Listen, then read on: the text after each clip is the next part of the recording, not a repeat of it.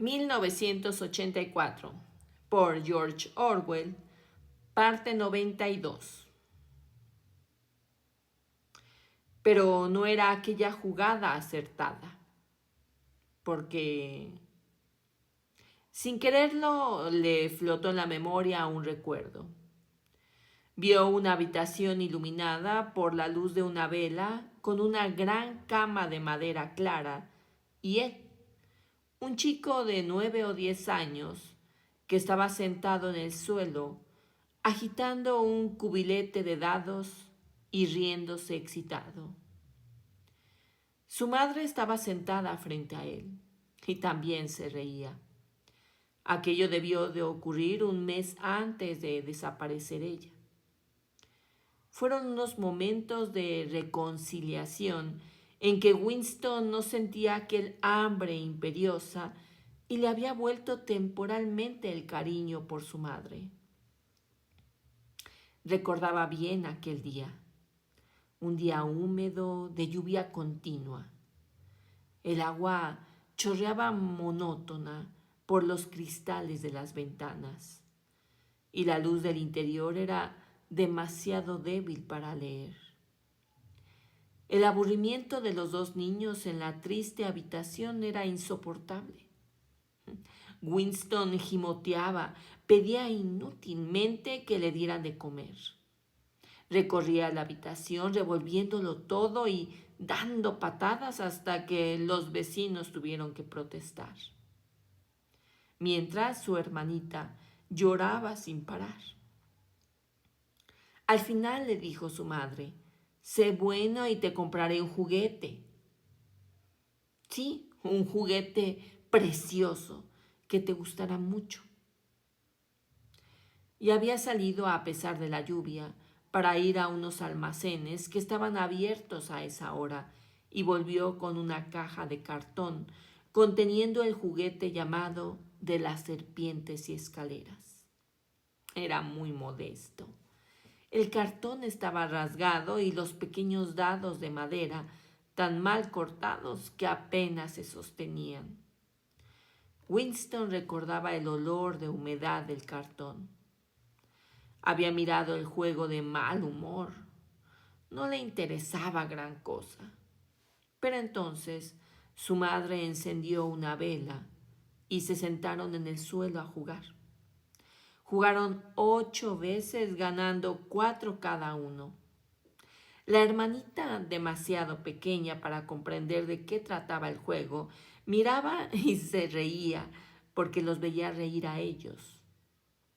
Había pasado la tarde muy contentos, como cuando él era más pequeño. Apartó de su mente esas imágenes. Era un falso recuerdo. De vez en cuando le asaltaban falsos recuerdos. Esto no importaba mientras que se supiera lo que era. Winston volvió a fijar la atención en el tablero de ajedrez, pero casi en el mismo instante dio un salto como si lo hubiera pinchado con un alfiler. Un agudo trompetazo perforó el aire. Era el comunicado. ¡Victoria! Siempre significaba victoria la llamada de la trompeta antes de las noticias. Una especie de corriente eléctrica recorría a todos los que se hallaban en el café. Hasta los camareros se sobresaltaron y aguzaron el oído. La trompeta había dado paso a un enorme volumen de ruido. Una voz excitada gritaba en la telepantalla, pero apenas había empezado. Fue ahogada por una espantosa algarabía en las calles. La noticia se había difundido como arte de magia. Winston había oído lo bastante para saber que todo había sucedido como él lo había previsto. Una inmensa armada reunida secretamente, un golpe repentino a la retaguardia del enemigo. La flecha blanca destrozando la cola de la flecha negra. Entre el estruendo se destacaban trozos de frases triunfales.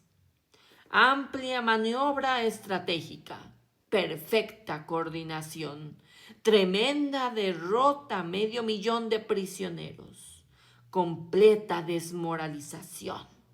Controlamos el África entera. La guerra se acerca a su final. Victoria. La mayor victoria en la historia de la humanidad. Victoria, victoria, victoria. Bajo la mesa, los pies de Winston hacían movimientos convulsivos. No se había movido de su asiento, pero mentalmente estaba corriendo a vertiginosa velocidad.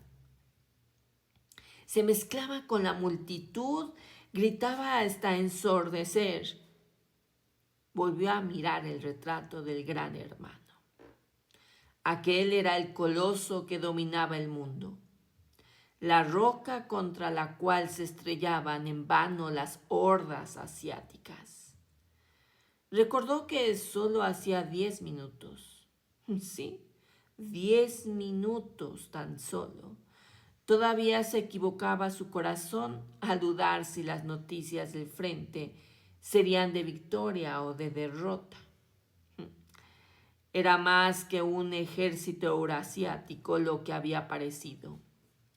Mucho había cambiado en él desde aquel primer día en el Ministerio del Amor.